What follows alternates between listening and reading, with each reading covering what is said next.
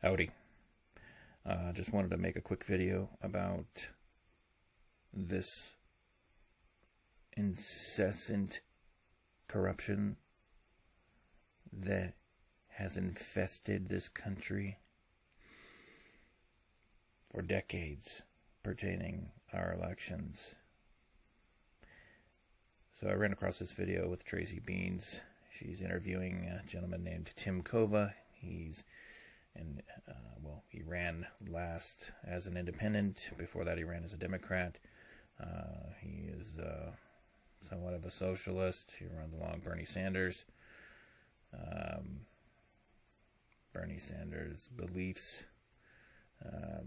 Ran for Congress in Florida against Debbie Wasserman Schultz, and was the opponent that lost to Schultz. He pulled in apparently 13% his first time, 5% the second time. And according to him, with his 250 some odd foot stompers, their internal polls showed that he was pretty much doing really well and could possibly win the first go round with Schultz. And really, I just wanted to show this absolute corruption that is plagued this nation. It's not just in Broward County. It's not just in a few districts. It is countrywide, okay? Because these people have had a lot of time to scam and to get their shit together, to rig these elections around the country. The Republicans haven't done jack shit about it. And so what does that tell us? That tells us that really there's no two-party system. If you think, because they go into it, they talk about how the Republicans there in Florida who were made aware of all this corruption refused to go after this Brenda Snipes, who is the election manager there. I'm sure we've all heard of her. Even after he won his case. So the Florida state attorney, the governor, none of the Republicans in that state, or even in D.C., cared that this woman destroyed ballots 3 days after he had requested the paper ballots. So, what does that tell us? That tells us that our votes don't count. Okay? That tells us that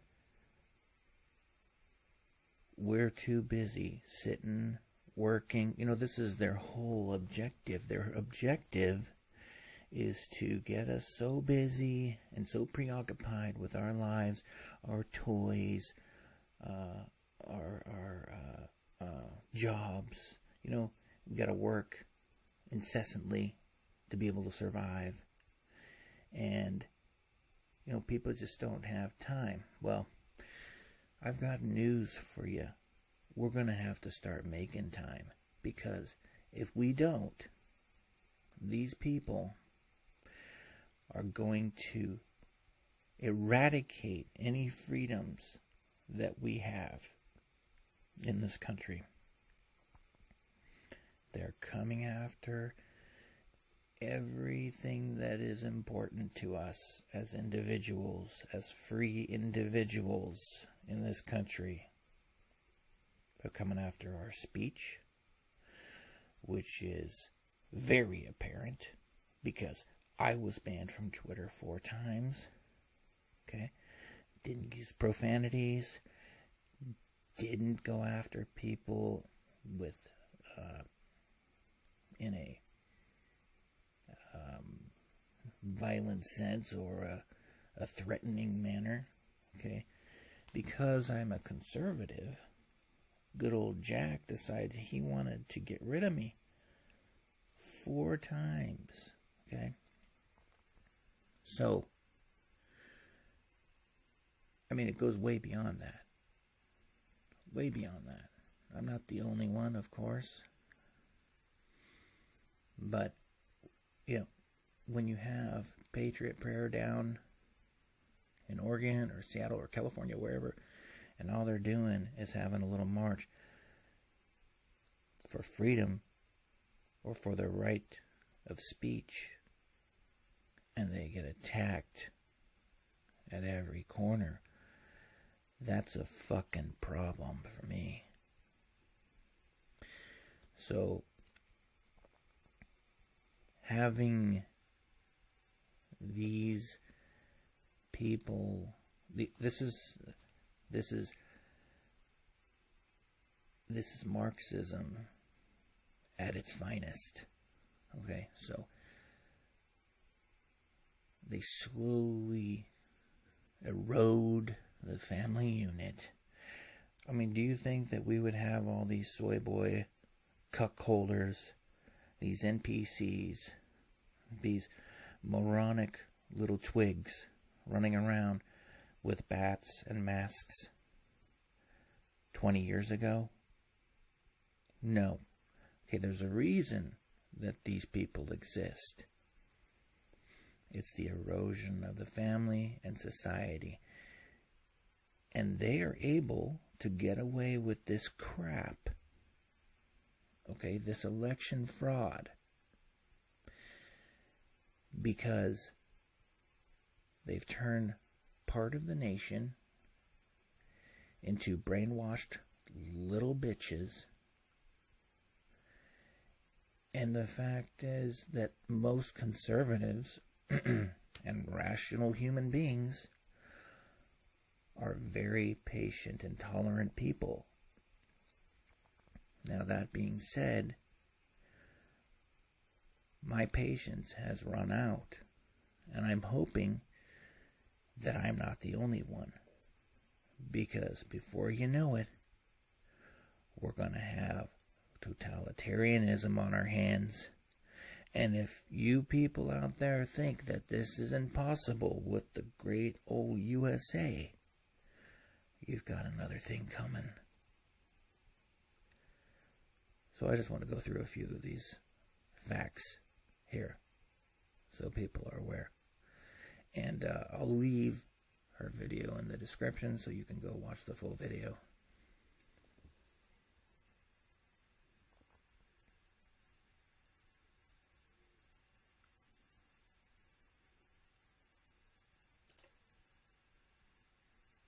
She had taken over $330,000 from big corporate interests that wanted the TPP. So that really started things moving forward. I started researching the rest of her fundraising record, and it's a lot of people might have been surprised at the time, but it was millions of dollars from the largest Wall Street banks and every kind of predatory corporate interest you could imagine. After she voted for the TPP, we started looking for someone who might run against her. And we were trying for, local officials, state legislators. Nobody would.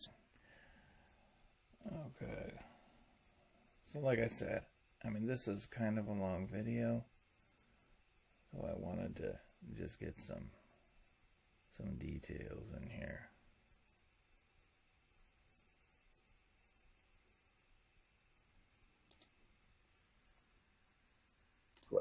We raised about $1 million in the first 3 months, I think, all in small donations, online, small donations. And then out of the blue in May of 2016, Sanders endorsed me. So I didn't even see that coming. And that helped raise even more money. And we raised almost $3.8 million. Wow. Much of it, I'd say a good million of it was in social media and advertising and trying to raise the money in small donations. But that still left a lot of money, which we put right back into the district. I had 4 field offices, probably about 250 people knocking on doors at the peak of the campaign. We were knocking on 10,000 to 12,000 doors a week. And it very much had the feel of a victory at the end. I mean, our internal numbers from all that door knocking showed us pulling ahead of Wasserman Schultz. But on the primary day came and we were told we lost by 13 percentage points, which seemed excessive to me. And about 2 months later, I put in a public records request to inspect the ballots, which is the right of every Florida citizen under state law, under the state constitution, in fact. And I put in those public records requests with Brenda Snipes, the Broward Supervisor of Elections, that seems like everyone has now heard about her just because of this last election that she fouled up. And Snipes stonewalled me for more than half a year. We put in 3 public records requests. And in June of 2017, I filed a lawsuit to enforce my rights under the public records law. And in August, late August, I put in, we served discovery requests on Snipes. And among the discovery we were seeking were the paper ballots. So 3 days later, Snipes destroyed all the paper ballots. Surprise. Yeah. We're going to get into... So I don't know if I mentioned this or not, because I screwed up and went through half of this and didn't have my audio up. But the current governor of Florida there that just won the Senate seat, Republican. I'm sure a lot of people know this, but I'm going to say it anyways. He didn't do anything. Okay? When they found her at fault for committing felonies, for destroying these ballots. All right, so that's got to say something, right? Okay, the Florida state attorney didn't do anything, right? So what does that tell us collectively?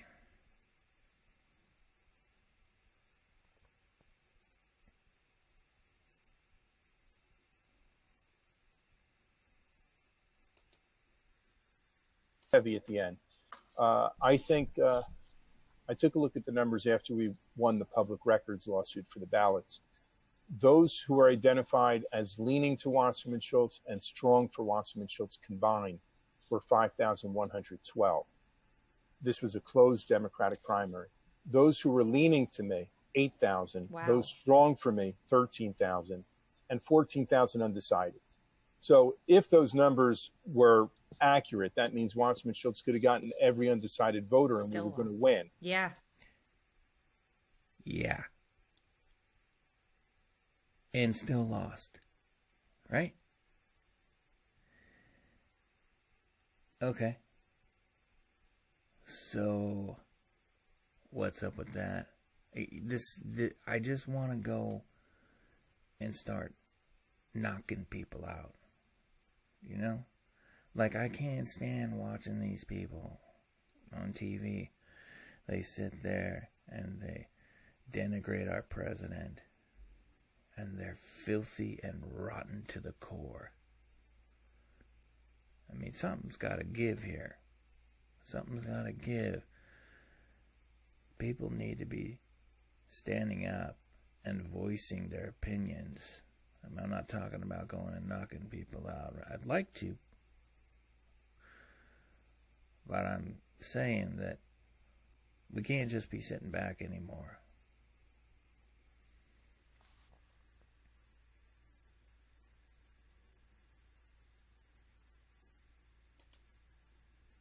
So we were first informed in November of 2016 that the Broward Supervisor of Elections had no digital scanned images of the ballots. And we were shocked because you take the paper ballot, you put it through a scanning machine, which takes a digital scanned image. Mm-hmm. So what do you mean you don't have any digital scanned images? How'd you count them? Exactly. Now, in hindsight, it looks like maybe what they did was they just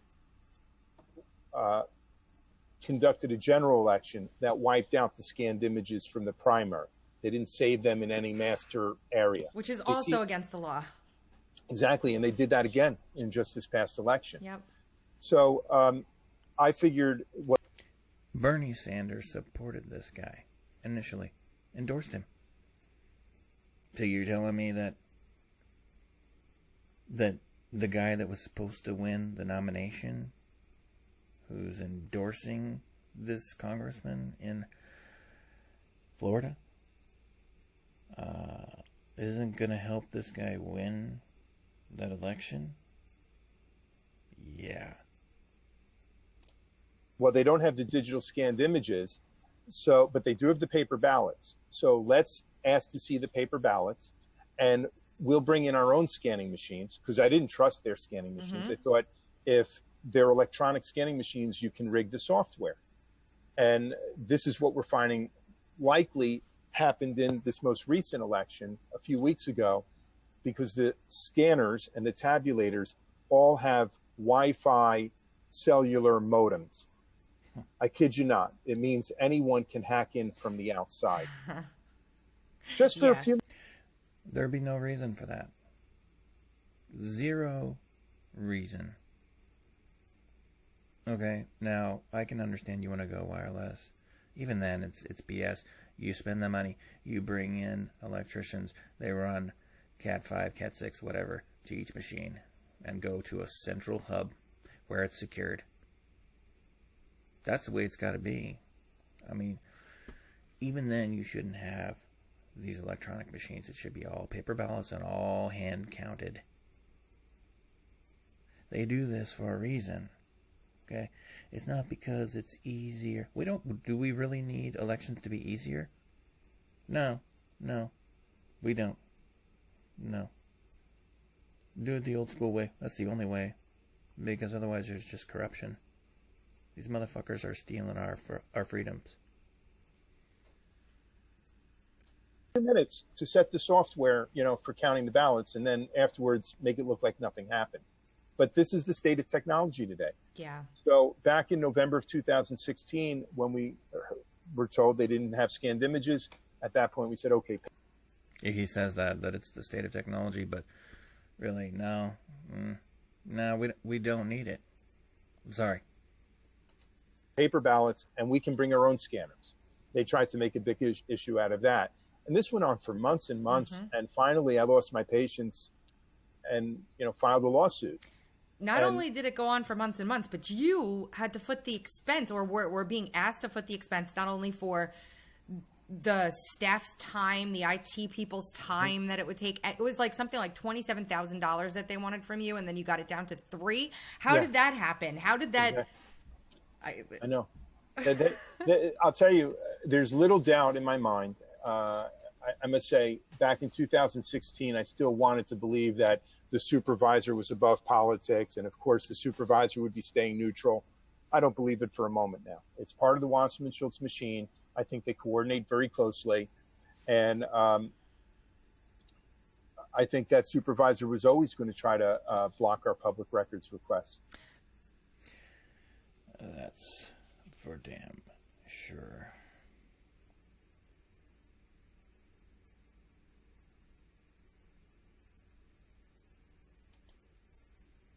Would have been in 2017. I was posting on social media and sending out emails to our list of supporters about the Awan scandal. And I remember when Wasserman Schultz was on Capitol Hill threatening the chief of police of the Capitol Police Force, we put that video out. Good. We did not want this that scandal or any of them to just be swept aside. This was part of my decision to go independent this time. Yeah. First of all, the Democratic Party was very complicit in the destruction of the ballots. But secondly, I thought if I get in a three-way race, surely the Republicans are going to have every incentive to hit Wasserman Schultz with the Awan IT scandal and other scandals. You'd think. You would think. That says an awful lot that when push comes to shove, these parties, they act like they're mortal enemies to each other, but they're usually washing each other's dirty laundry. Most of the time.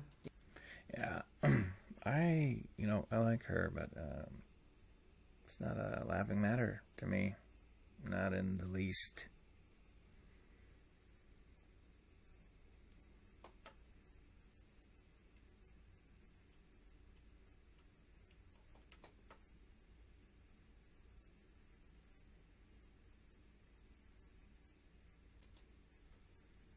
former New York Times journalist who left over the Iraq War. He wrote recently that the corruption is so bad now that they don't even try to hide it. And this is what it feels like here in Broward County. They had such arrogance, and they knew that they were, going to win, and that nobody could do anything about it. After all, they threw out all the ballots. They're criminal offenses. There's no prosecutions. After all, they campaign openly together. Nobody's going to do anything about anything. So the first time I ran, a lot of the experts think they might have flipped the vote, but they showed me losing by a margin that they thought was believable, 13 percentage points. After all, I'm running against the head of the DNC and all that. This time, it doesn't even seem believable to most people to put me down at 5%. But again, they're able to do it with impunity. They figured, put him at 5%, cap him there, and he'll go away. It'll destroy any kind of future for him in politics, and any kind of independent candidates in the future will be on notice. They can't win. So and it'll prevent him from seeking a recount if we put him that far low. So they had rational reasons to punish me. And the day after the election, I slept a lot, Impunity. They do it with impunity. They're unafraid because they have the media under their finger. They have the whole world against half this country and our current president. There's a reason for that. Okay? Why is the media against Trump every day, incessantly? All of them. There's a reason. Okay? They have a goal. They have a goal to destroy this country. Open borders. No guns. No freedom of speech. They want Article 13, this motherfucker. So, yeah, that's really all I wanted to show this guy. This is a perfect example of what's going on in this country across the board. This is not some one-off. Okay? I live in Washington. This is a blue state. Am I to think that this stuff isn't occurring here? Oh, I know damn well it is. Damn well. Anyways, that's all I got. Peace out. White conservative patriot. I hope the title triggers you. Peace.